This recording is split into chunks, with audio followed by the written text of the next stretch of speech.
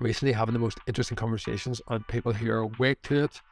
And so which just reinforces this kind of the end times of this civilization that we're in to the new civilization that's kind of about to, emerge in the coming years. And it won't be the metaverse, and it won't be all of this, control mechanism, but it'll be something that we've never experienced before. And it's something that of how we should be living as a society.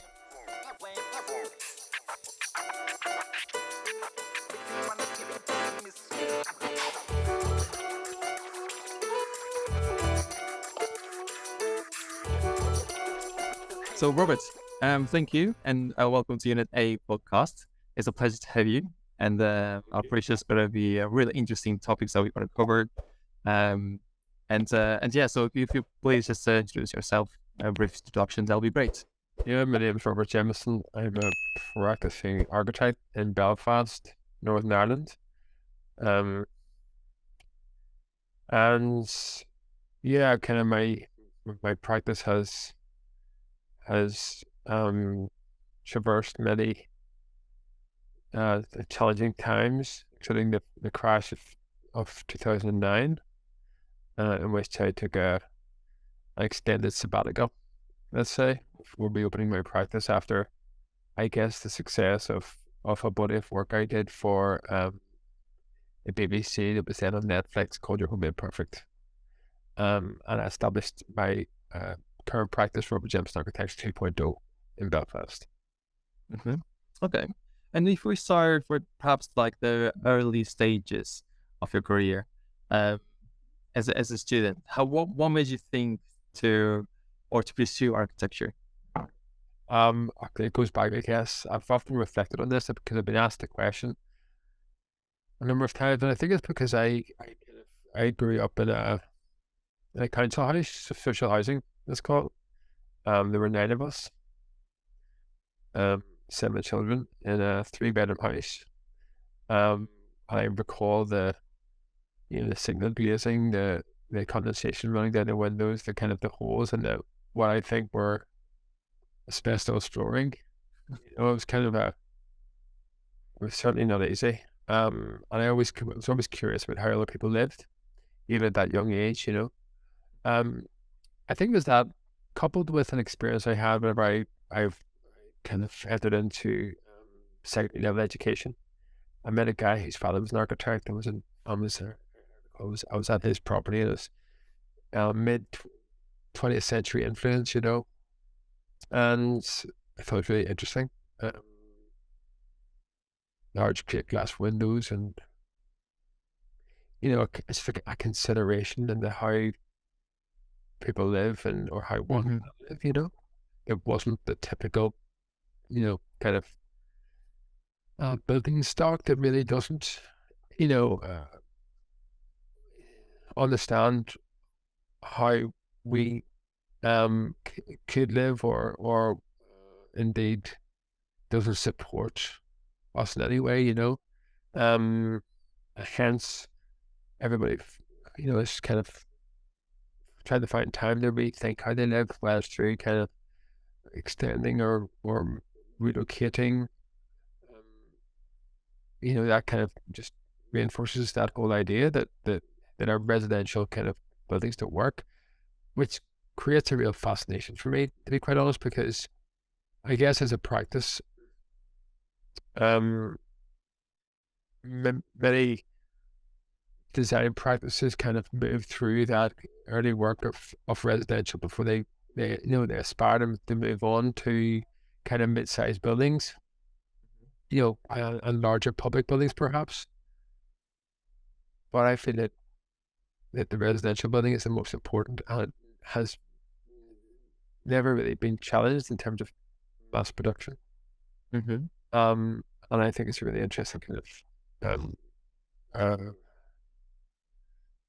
of sector to focus on, because we spend our time in our homes, and they can support and they can nourish us, and they can also divide families and destroy relationships. And if architects were aware of that responsibility they have, then I think there should be they may or there perhaps would be a greater focus on housing. Not to say that I don't aspire to kind of, build larger projects. Of course, I kind of have ideas for many um building types, but it's interesting because more and more in my work, I feel that the greatest architecture is that which is undefined. At least in my practice, the more and more I kind of practice. I mean, I'm particularly with residential because over the past kind of year to 2 years, I have worked on over 200 projects, residential projects, and that's a big output. I mean, in terms of that TV work, I did 16 projects, and that's from meeting the client on camera, all over the UK, flying, driving, all over the UK, to having the idea grounded, the drawings produced and spec and sent off to the VR company in London at 6 weeks. 6 weeks for 16 projects, which was a challenge, but it kind of just illustrated the well, of course, in reflection that any body of work you can kind of look at that kind of moment in your trajectory and see how it was how it influenced your way of thinking or your practice. That only when we push ourselves into those challenging kind of experiences, then we gain from it. We grow from it. And one thing I learned from that is that the initial idea is always the right one. The first idea, and I've spent years on projects exploring, developing, and did you come back to that initial idea? Interesting. It's really interesting, and it's one thing that but for that idea to come, which for me is kind of like the idea is sacred, because also in kind of working, and I am going in a few tangents here, but I guess it's it'll come back to the same point. But we're working on these projects over the past 2 years. It was a few hundred projects I've been working on, and through the concept and design stage, it really does kind of I guess I'm at the point where I can create possibly a kind of a manifesto, right? A manifesto for practice, but also a manifesto for living. So there's a series of kind of speculations of that, and it actually was most grounded, let's say,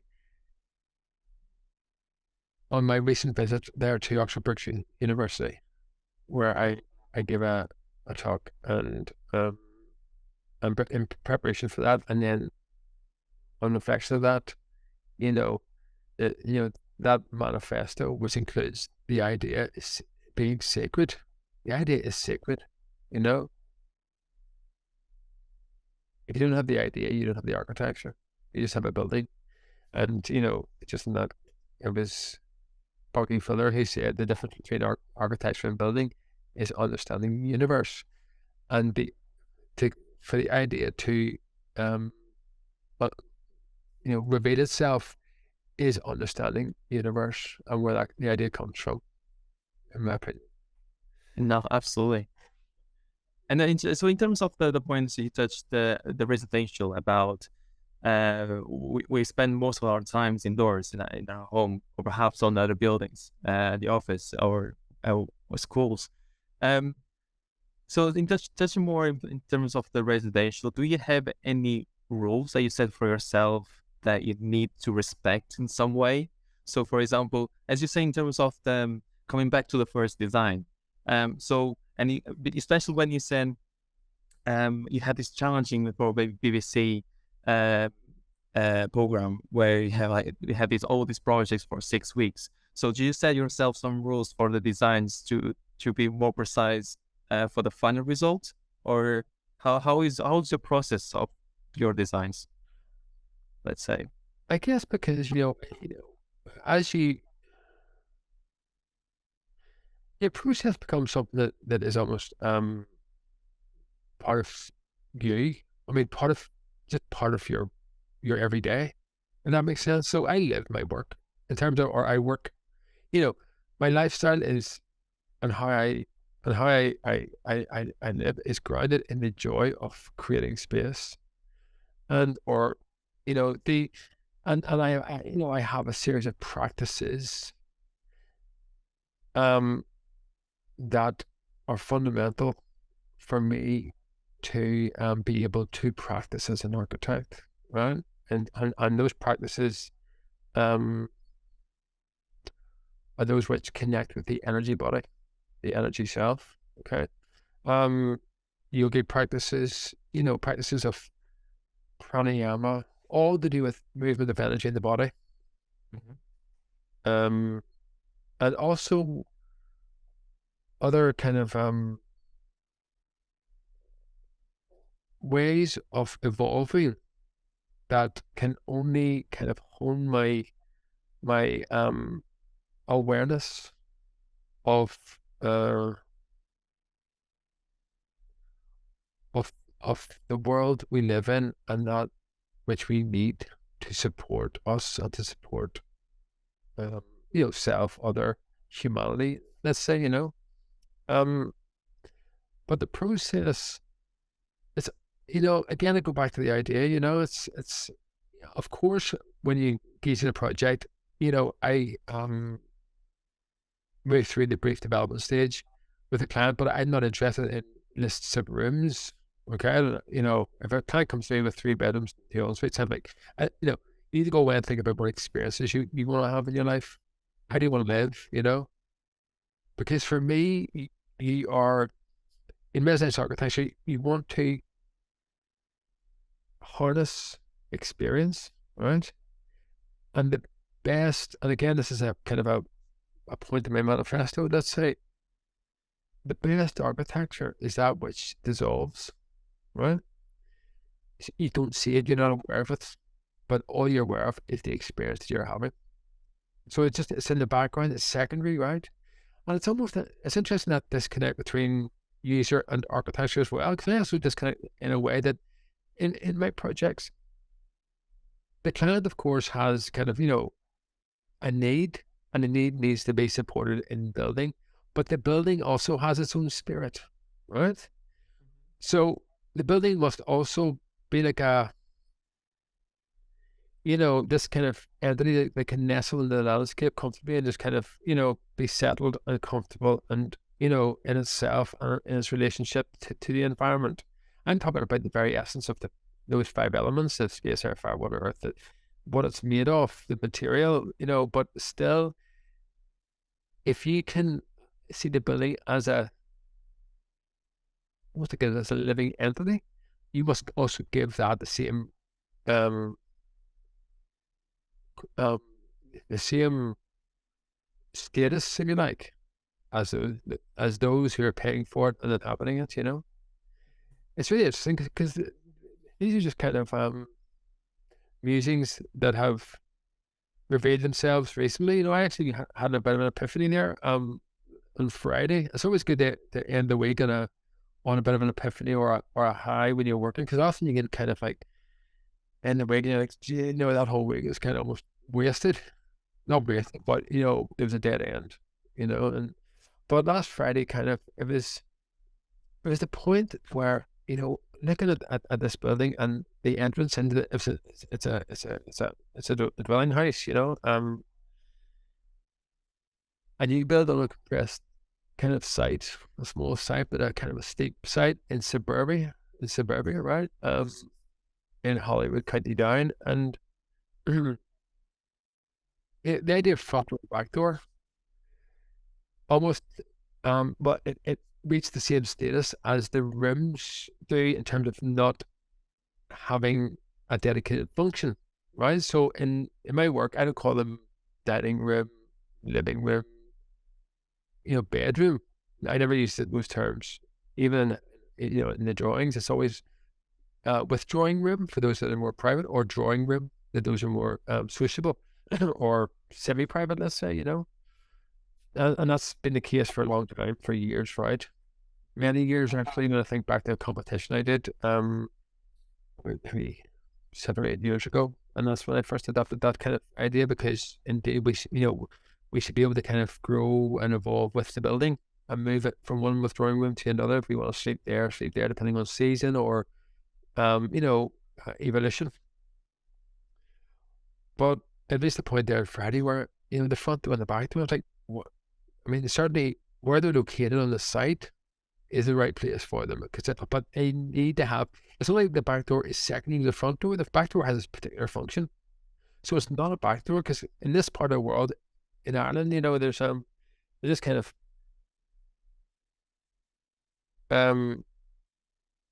cultural norm where you enter the house through the back door. Yes, it's really interesting. In fact, there's an architect friend of mine, Tony McGann, who built the project up in Letterkenny, and it was grounded in that whole idea of how we enter a building, and I mean, that being a public building. But when I think about residential, I think about why do we enter through the back door, and what makes the back door a more is it any easier? Is it because less formal? So how do you give front door to back door a characteristic that has its own particular presence, but one is equal to the other, where depending on how you're feeling when you arrive at the home, you would kind of move through front door or back door, or if guests are coming, you can direct them to front door or back door, because it's almost like the front door and back door meet at one point with two routes, and there's that, and how do you kind of like then negotiate, is this door open, or that door, or that gate open, or that gate open, or and so that was really interesting, because then it kind of, there was no front door or back door, there were just two entrances. So they were equally weighted. Anyway, that's a whole other story. But again, it's just the exploration of residential architecture, where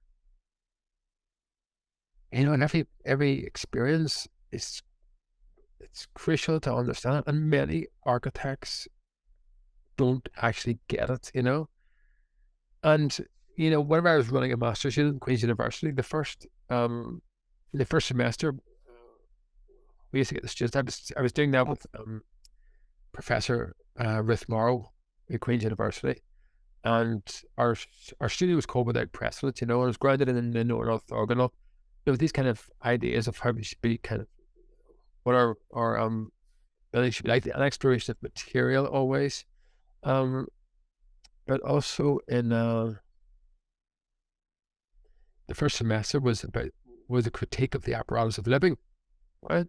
Every day, what we use, the seat, for example, is an interrupted squat, right? The sit is an interrupted squat. Classic Alexander technique, kind of, mantra. The chairs are unhealthy, tables don't work, I mean, and what, in fact, kind of perplexes me, and I see the architects kind of, designing a chair and this thing that kind of, this object that is in all its crafted beauty, but again, like, that's just uncomfortable. That does not support our biomechanics, yet it's celebrated. Which again illustrates kind of like the way architects think about building, and as opposed to what the experiences are within the building. And the classic one that we interrogated for a long time was the toilet. Of course, the toilet, the Western throne toilet, is the most unhealthy and unclean piece of furniture that we have in the home. I mean, unclean. The squat toilet is cleaner than the Western toilet. And arguably it's a reason why we are in the West sedentary. It just kind of makes us more unhealthy. You look to the East and how mobile the other population are, their movement through life, but this is the apparatus of living, like the bath, the sink, the wash hand basin, I mean, the kitchen, like, they don't work. I mean, you really think about it and really kind of explore what that experience is. You can start there and realize our entire homes are just don't work, right? Mm-hmm. Excuse my French there. I'm fluent in French. But it's really interesting because and I really kind of like I recall the moment whenever I had that epiphany about the apparatus within, and that was I was 2007 or something. 2007, no, maybe a few years later. After Chris St. had built the Nottingham Yes Gallery, beautiful building. You know the the attention to detail, wonderful. I mean the textures, you know the urban setting, how it negotiates the space, in turning the light. And before I visited the building, I actually visited the bathroom. There, I think it was purple. What in my experience was purple painted MDF cubicles and a thrown toilets. And I'm thinking probably the most important or equally as important part of the building in terms of how we function as a species, right? And totally ignored. Totally ignored, you know, and never has been challenged, you know. It never has been challenged. Of course, architects have designed this, that, and the other, and like, their kind of bathroom suite still the same, through and toilet the same. You know, it's just never interrogated. But anyway, I digress. That's interesting, very interesting, and actually the last part reminds me the episode where you designed the bath in the kitchen for that client on the program. That was interesting, and do you know what episode I'm talking about? Series one. Yeah, I think so. Yeah, that's in Brighton. Yeah, I don't think you will see in anyone's house a bath. Well, it was not literally a bath, and the kitchen where you would have in every home. You would have you would have seen. I've seen that in every home a century ago. There were no baths. You would have a tin bath in front of the fire. That's quite normal. Yeah, and then we created a room for it. Against the white tile wall, cold tiles. So like, there's no joy in the bath in a small bathroom, and yet it's in every. You know, it's our building stock. You know, it's how we're conditioned to think that that's just the way it is, and that's like it's for me only when you kind of explore other ways of bathing do you realize why do you even put up with it, you know? But when you are approached for a client, or you're approached for the new project, and perhaps let's just the residential part. What's the first thing that you notice first to the existing building that you need to propose, either external or internal changes? What's the first thing that you see in the house first before you start your design, or before you start your thoughts of what to change? It's really difficult, you know. I mean, it's like classic said, what do you do when you get into your car and start driving? How do you know? I felt like, okay, so I put the clutch down, I put in the first gear. You know, it's like you walk in and you just start to absorb your environment. You know, you start to look at the existing building. You start to kind of ask questions about, you know, maybe you're discussing the brief on site, you know, and you know you're getting to know your client, you're getting to feel your client, because I mean it's about the feeling of, you know, is this project something you want to work on? What is the vibration from the client? You know, I mean, is it wholesome? All these people, I mean, there's been a number of occasions where, you know, it's been a developer who's kind of like have me in their home, and I'm like, you know what? Sorry, not interested.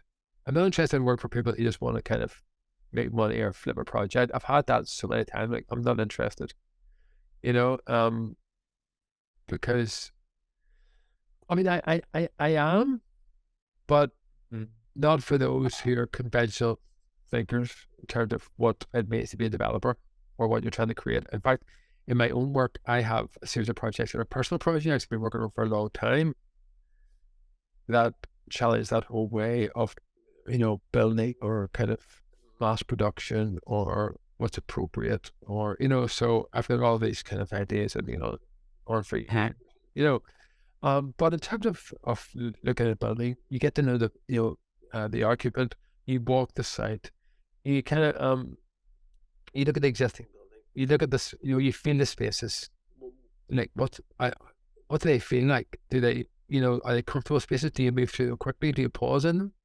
Do you have a view out? So you're just taking in all that information, and then once you kind of, you know, understand what the need is, if you like, of the client, then you start to explore. Well, I always start to explore the existing building. I never, you know, even the clients that come to me look at the extended properties, I always focus on the existing, because the existing does not work ever. And that's why they have an architect in their home to extend. The existing doesn't work. Get the existing right, and then if you need to extend, you extend. Otherwise, you're just wasting money. You're just creating more space that isn't needed. And we can't afford to be so frivolous with our hard-earned money, particularly at this time. And then, I guess, being in the whole world thinking about, I discuss mortgage, I discuss money, I discuss where you get your money from. I'm quite open. Is it savings, or is it a mortgage? If it's a mortgage, is it a fixed mortgage? Is it a flexible mortgage? If it's savings, where is it? Is it in one bank account? Because the reason why I ask that is you need to be aware of all the, life beyond the building, right? Because architecture, for me, I think a very important part of architectural training going forward is understanding where we live and, like, really understanding it. The economy,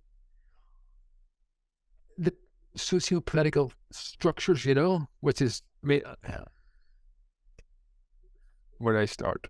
Jesus, I could go down many rabbit holes here, but it's allowing the client to really be aware of what they're getting into. Firstly, in terms of the amount of money they're going to spend, do they need to spend it? Should they hold off? I mean, certainly now with my clients, I've been kind of working with clients, but invite them not to build right now, because because of what's happening in the economy, what's happening, in Europe, what's happening with energy, the control mechanisms in place, the food shortages that are coming, the supply issues that are coming. It's all coming to the Western democracies, or it's all coming, and it's worrying, like, and then I see architects. I mean, and I don't know if the architects who actually maybe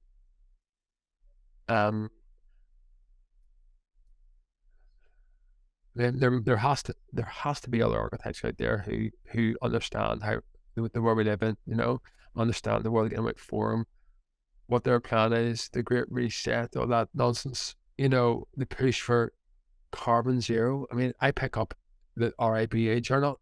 That's the only thing I get from the RIBA for my fee.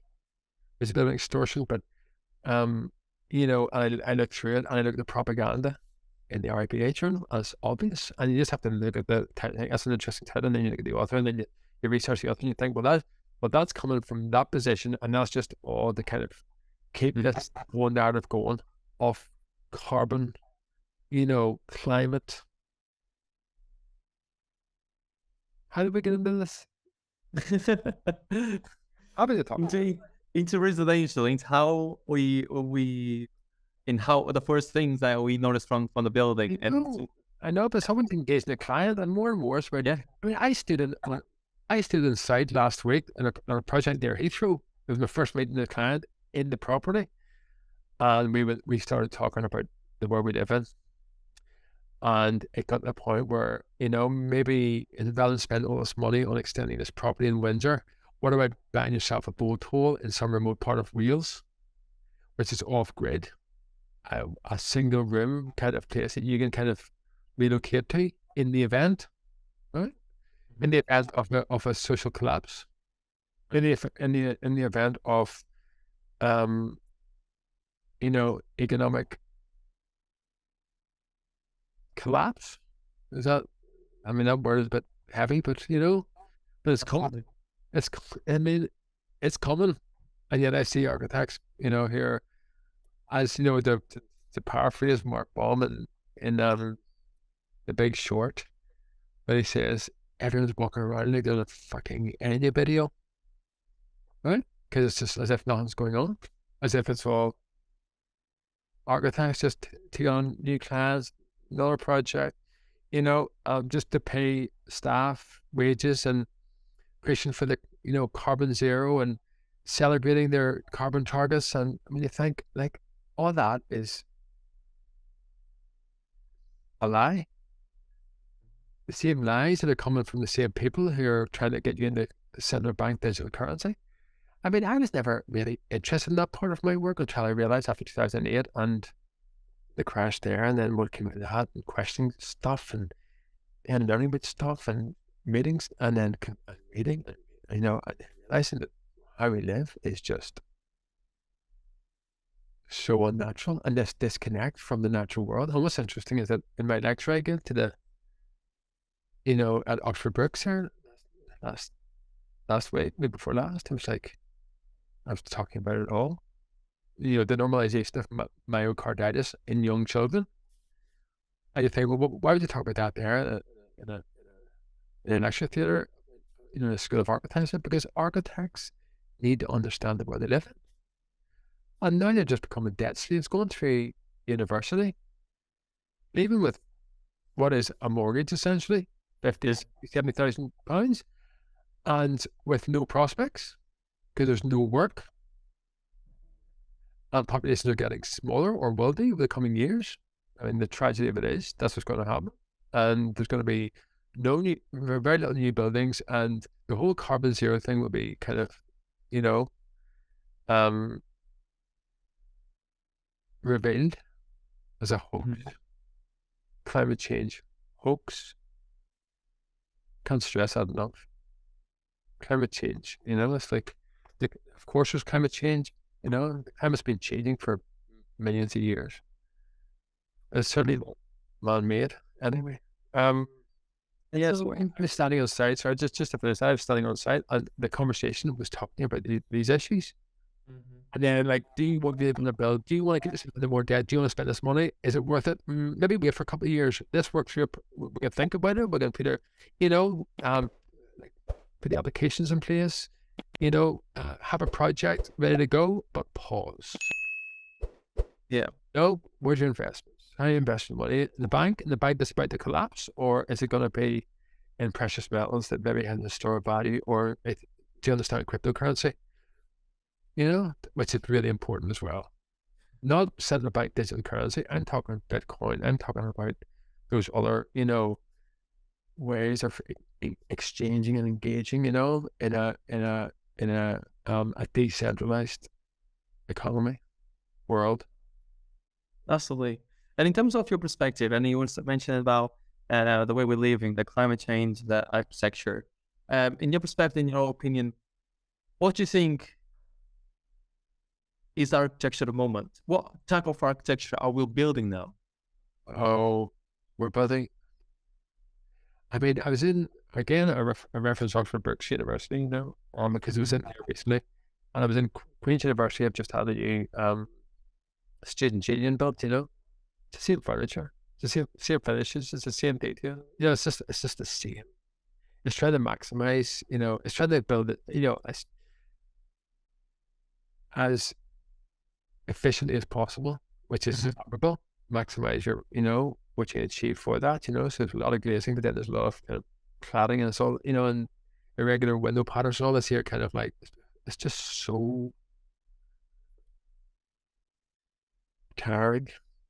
There's nothing really exciting that's coming, in the world of art. There's nothing exciting at all. I think the next kind of, like, as Charles Jenks used to say, the jump in the universe will be whenever we move. I mean, this is just my opinion, right? I look at Buckminster Fuller and what he had kind of offered to the society, is the culture of architecture, way back when he designed the Demaxian house and the Demaxian car. It just is a real exploration, kind of innovation, experimentation good living. So I think that whenever we reach a stage where we have, because whenever architecture becomes engineering, let's say, right, and what I mean by that is that production line construction, like the motor car, like aerospace industry, where instead of where you can work with aluminium, you can work with form, but you have model buildings because they work, or they can be adaptable, or you just appropriate them. They aren't, they're modern buildings that you occupy because of how they're connected to the environment. Those things I talk about, they nestle within the environment and they're appropriate for the environment, and then you occupy them. It's like an animal occupying a nest, or a bird, or whatever it is.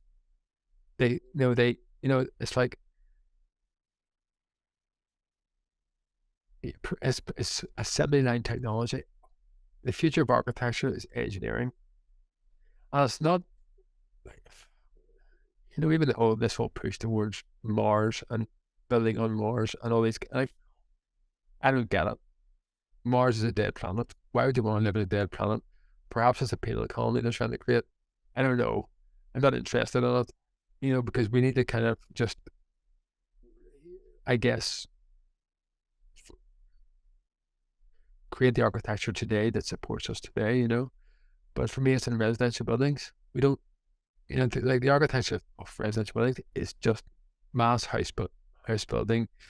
Like, even a mass house building, you see kind of in high-rise buildings. I mean, there's a whole collection of buildings of high-rise residential that was created in East London, the last 10 years, all looks the same. About 5 different practices, all looks the same thing. It's just the same. I'm not saying it has to be different, but even just, you see the cliche of the influence, the Northern European, influence, and I mean it's building, but for me it's and it's fine, but it's not necessarily exciting. It's not any boundaries. It's not asking questions and like understanding the need. And I guess it's because as a species we've been so disconnected with nature, right? And the architects who create this are so disconnected with nature. I feel, right, in many ways, in terms of creating for the energy body, to be to be housed, to be accommodated.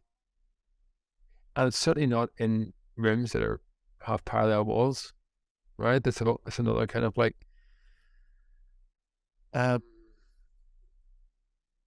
another point of my manifesto, about the non-orthogonal, exploring the non-orthogonal. There's kind of like breaking away from the rigor of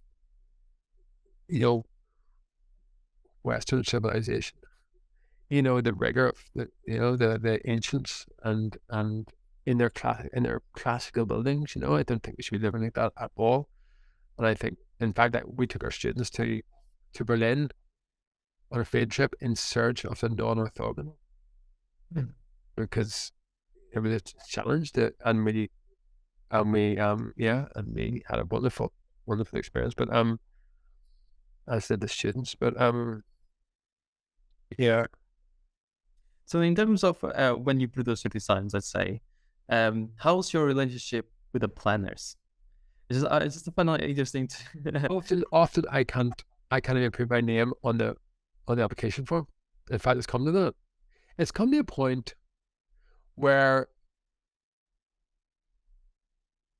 I was working on an extension to a building. It was a small extension, 2 meters extension, right? It was in a conservation. It wasn't a conservation. It was in an area. Wasn't a conservation area, but it was an area of significance, right? It was next to a church, right? Mm-hmm. Grade 1. And I had the head of environmental heritage on site to talk about it, who was an architect by training, and he loved it because it was a piece of architecture, even though it was just very modest. Mm-hmm. until when the planning, or this was in like process, and a young conservation architect got his hands on it and wrestled with it for 2 years, and it was denied. And because of an opening size in the elevation, and for me, well, that project, the neighbour was a councillor who was in the planning meeting with my client just to kind of be part of that meeting.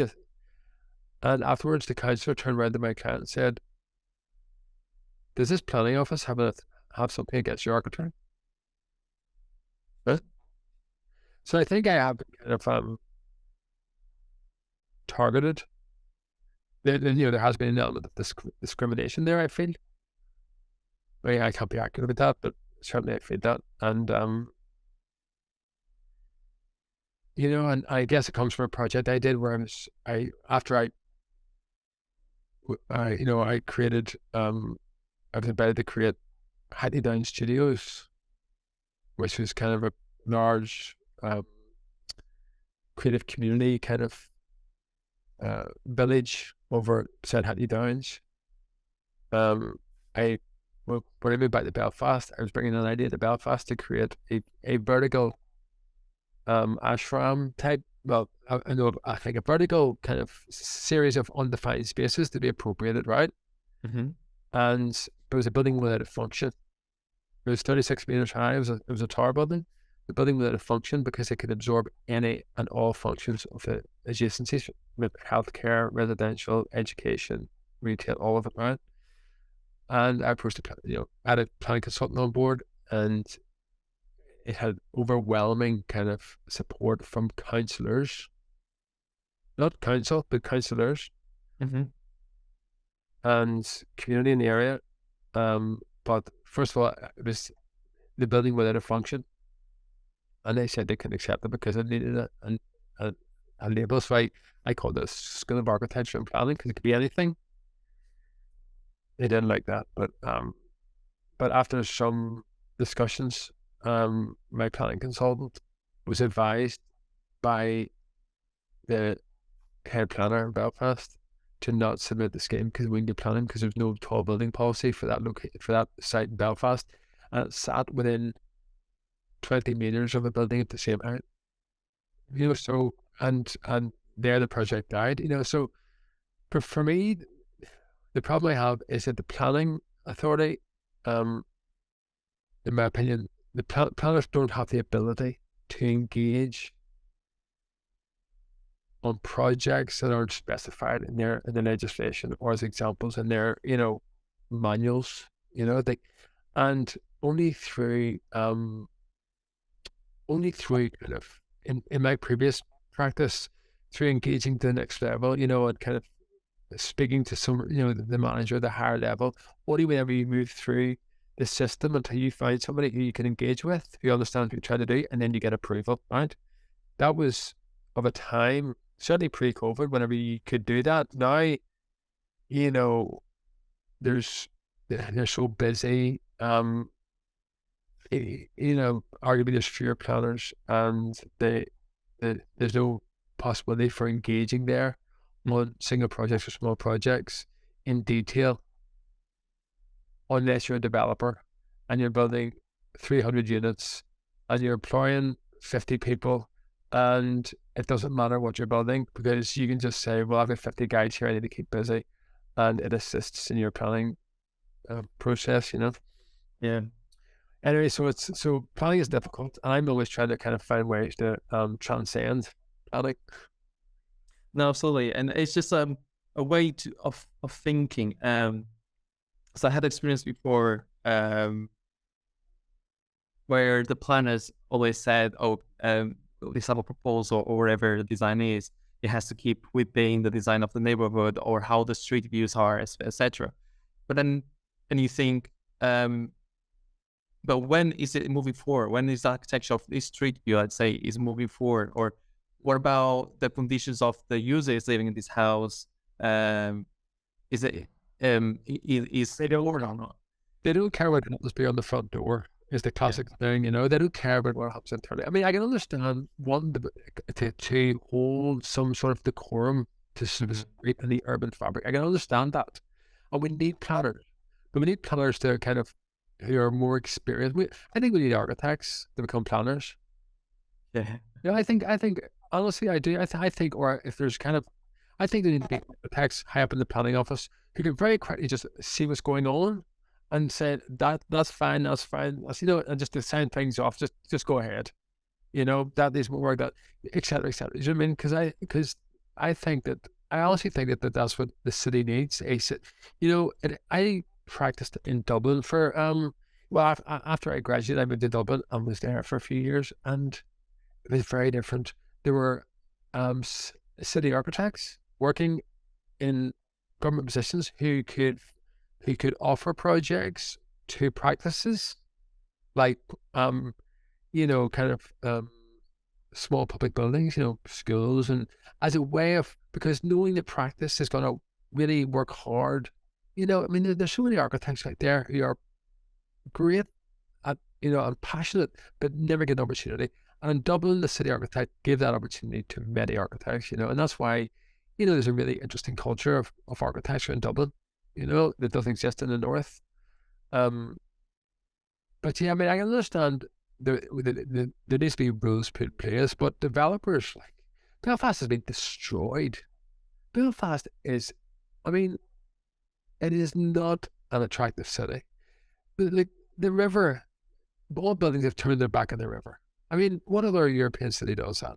It's almost embarrassing, right? Belfast is almost an embarrassment, in my opinion. Well, when you arrive out of the main terminus of the train station, you're met with the ugliest buildings, right? I mean, they are. I remember that carbuncle cup. I don't know if it exists anymore, but you know, many carbuncles, you know, um, and it's a tragedy. And many buildings have been destroyed, you know, and maybe many projects have been denied, you know, but it's just it's the system that we're working in. We're working in this kind of peculiar bureaucracy that even had the whole development around the waterfront area, you know, way back, you know, 20, 30 years ago, and how that was sliced up, and it was a great master plan, and then it was sliced up and given, you have that bit, just totally destroyed, you know. Like yeah, geez, like, what to say about that? I mean, it's just sad. Many architects leave Belfast, you know. I mean, like, the good architects leave. Yeah. You know, when there's opportunity to build elsewhere, you're constantly being, you know, you're just trying to kind of like create something that's going to help other, right? And you're denied. It's always like the amount of stuff and the time, you know, I guess and that's why I've got these personal projects that are model buildings, you know, we need to deploy. You know, I'm working on a project at the moment. You know, I call it the Nissan Hut 2.0. The Nissan Hut, there is a Nissan Hut was a shelter in times of war. We're in a war at the moment. I'm talking about the information war and the biological war we're in. I'm not talking about what's happening in kind of like in Eastern Europe.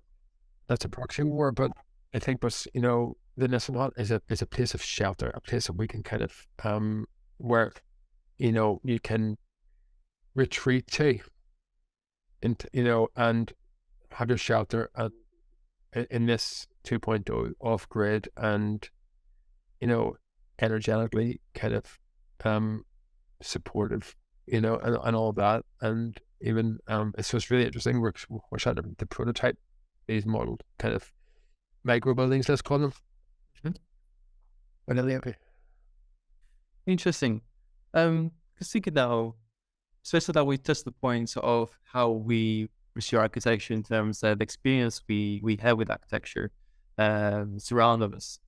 And as well, we touched about the climate change and how the situation we're living in at the moment. But also, there is something else that is happening at the moment, which is the metaverse. And and Web3. So what impacts are these going to have in architecture in this world? Or how is architecture going to change with metaverse? Because I think there's a lot of opinions in both directions. Metaverse, And, I mean, we need to really understand, like, we need to be, I mean, the students of architecture need to be really discerning about the information that's being presented to them, right? And even in the likes of journals and in the media, in architecture media. I mean, the line, for example, the Neon project in Saudi Arabia, yeah. that's a prison. It's nothing but a prison, right? And how many million people is going to go? It's 140 kilometers long, and I mean, Yeah, I think it's 1 mile, isn't it? A 1 mile building or something.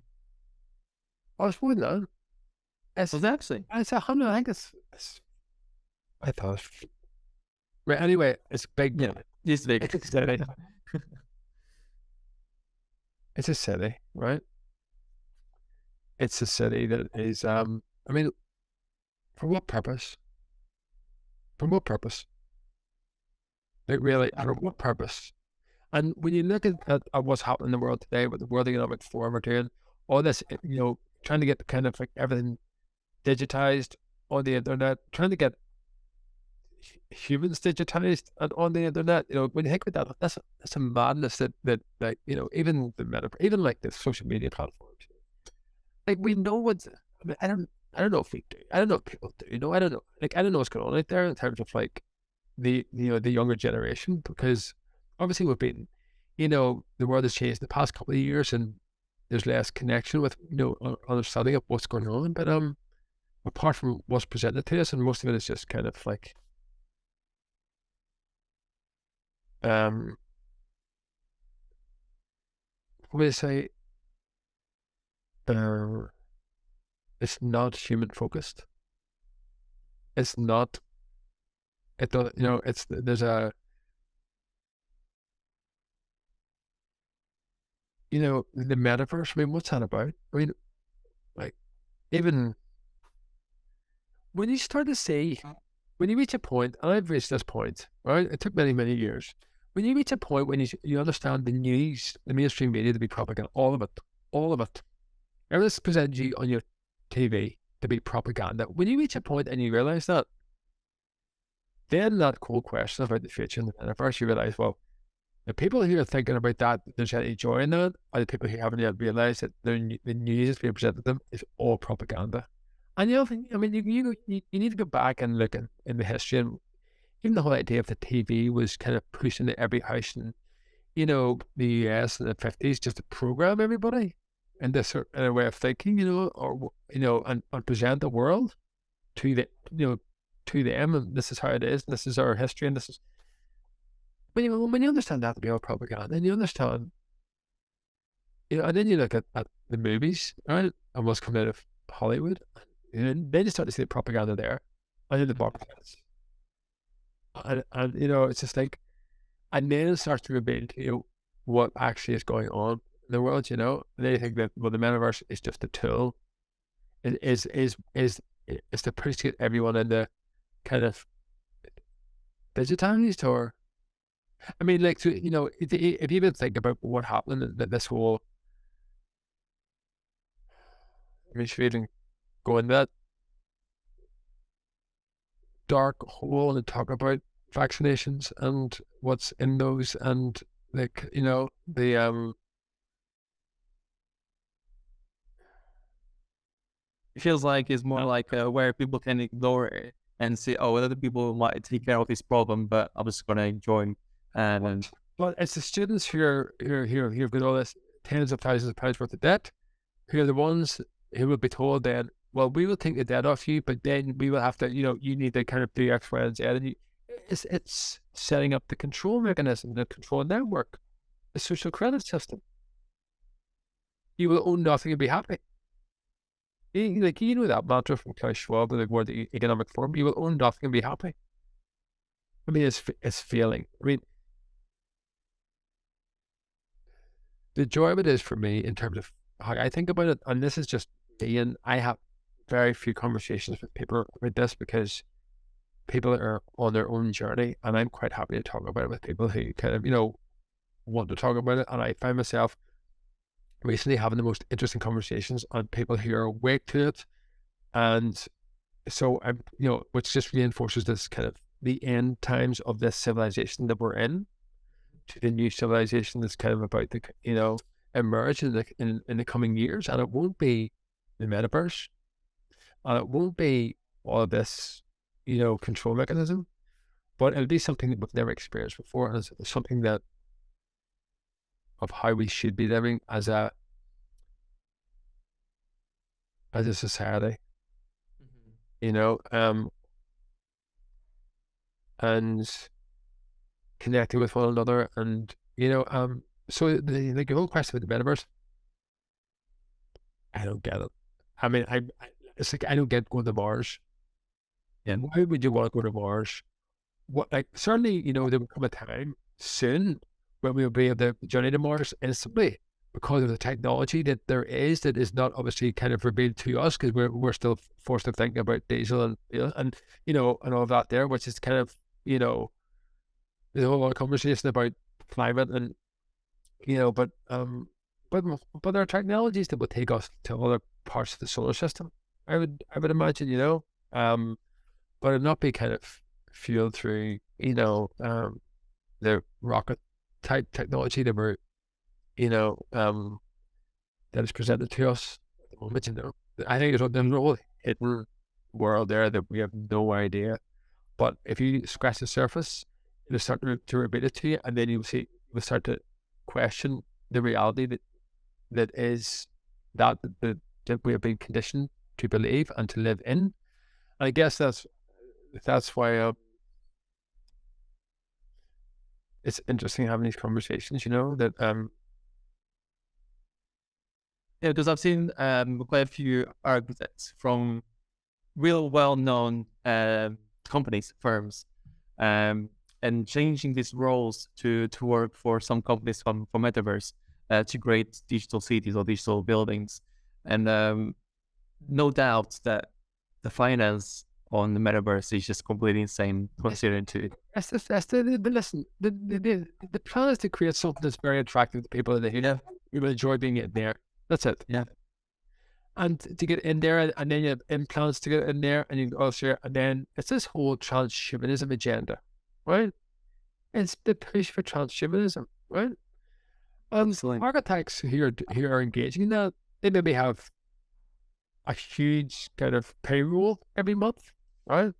If many people working for them, and this is a lucrative kind of branch to their practice, and they're just having fun exploring these buildings without even questioning it, because they're thinking that, it's without questioning it, it's a moral and ethical position that they have. I mean, as an architect, there's so much responsibility, but architecture of the digital, I mean, is it even architecture? Exactly. Yep. I think you need to feed architecture. I mean, feed it, with the energy in your body, and that we all have that extends beyond the physical body. And I mean, extend, and connect to nature. In fact, a slide that I presented, it was interesting that one of the last slides was the 13-month calendar, right? Mm-hmm. The lunar calendar. The lunar calendar, that 20 days per month, 13 months a year, with an extra day, a year's day, and every 4 years, an extra day on the new month in the summer called Sol, right? That's connecting us to nature. Why are we not connected to nature? Like, even ask that question, why does a calendar disconnect us from the rhythm of the natural cycles? Just that, I mean, it's interesting. That is first year architecture. First question, go and explore, come back to this. You get 3 weeks, and there'll be a pin-up, have a model and drawings and sketches. That's it. That's your brief. Get students to start thinking. They don't teach you to think. And I see, like, university schools of architecture are toxic, in my experience, of academics who are petrified of losing a position, right? Because they're exploring a niche world that interests them and has, in my opinion, often little relevance to what's going on. I mean, I used to Of course, I'm not, I would be on it, on the radar of any school of architecture to come and even, critique the students. I used to be, I've been a visiting critic in, a number of universities. I had my own master's unit, and I started questioning things, questioning what the students, I mean, there's a colleague of mine, and he's been a visiting critic in Dublin, UCD in Dublin. And last year was the first year in his 8 years that there wasn't a project about rising sea levels.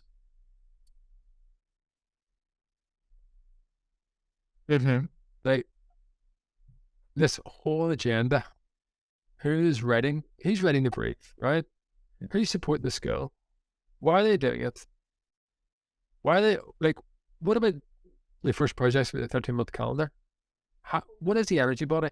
How do how does the, there's, in fact,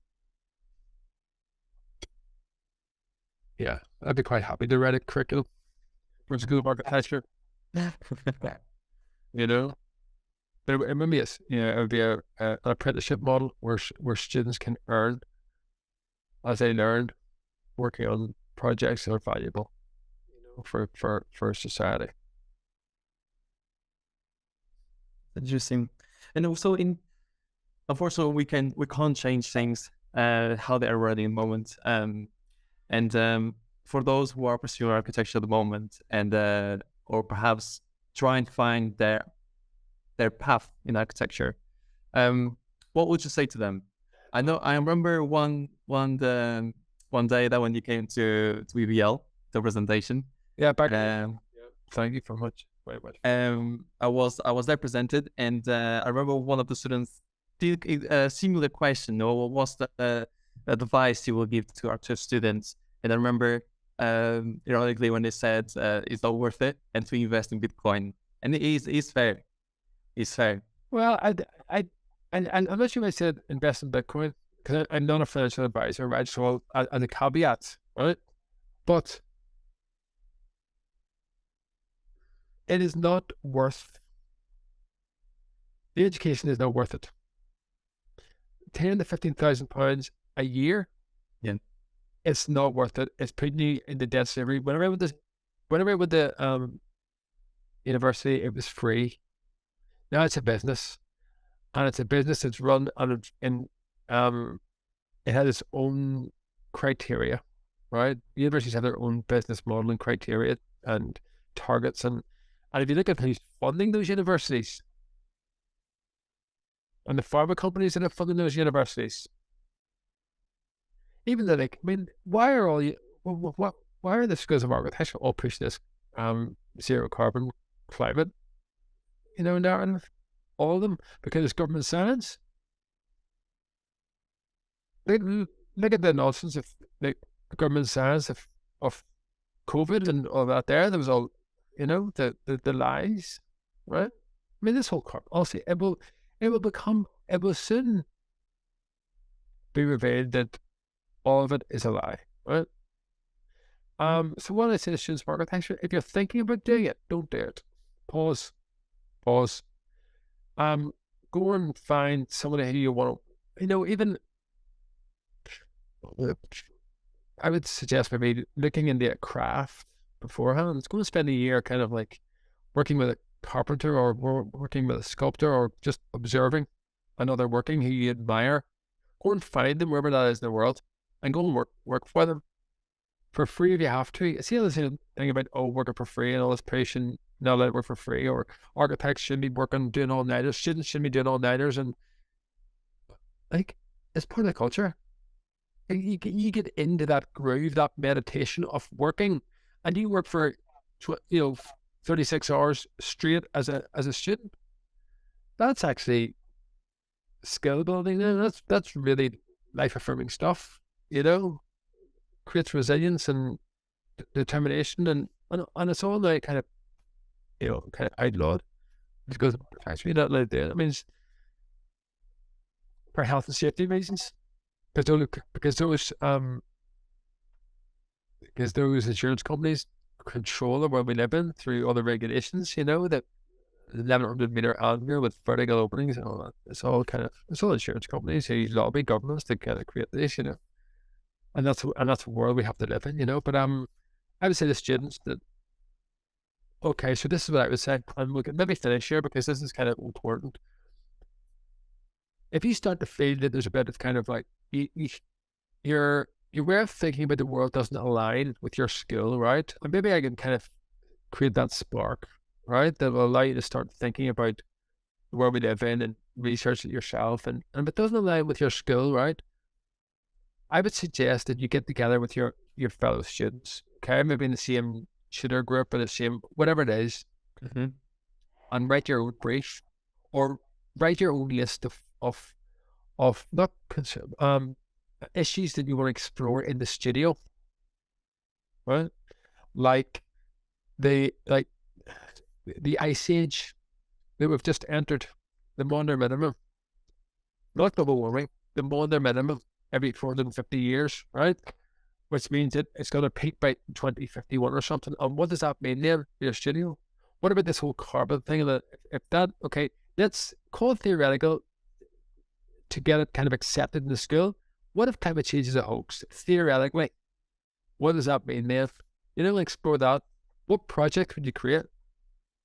How do you think about, what about, you know, there's a lot of things about, you know, if getting away from technology, the architecture related technology, what does that look like? You know, so it's kind of writing your own brief, writing your own you know, studio projects, but demanding from your tutors that they educate you in this. They go do the homework and come back to you. They go and find a, you know, and let's talk about, you know, the 61,000 millennials who have died in 2021 over the annual average. 61,000 more than died in 18 years of the Vietnam War. Why is that? Let's start to theorize, or no, not theorize. Let's try to understand that for a week of research, right? And then whatever the outcomes are, we will base our project on that. Because architecture is about understanding the world you live in. You can't be a responsible architect if you don't understand, you know? And as Frank already said, you know, an architect should be your prophet. He knows what's happening that 9, 10 years ahead, you know? I can design for that, you know? So it's knowing, understanding the world you live in, and well, excuse me, you know, so it's about understanding the world you live in, right?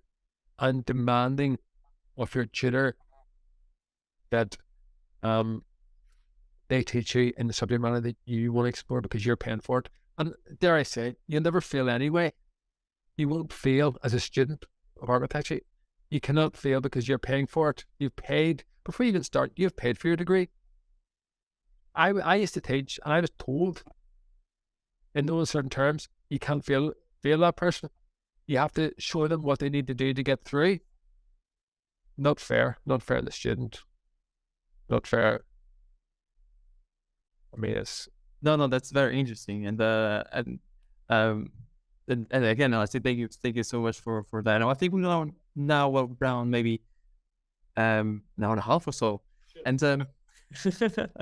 so before actually we finished, really briefly, what's your goals as an architect, or what do you want to achieve in your life, basically? I would like to retreat. I would like to create a series of buildings to be occupied. I would like to have which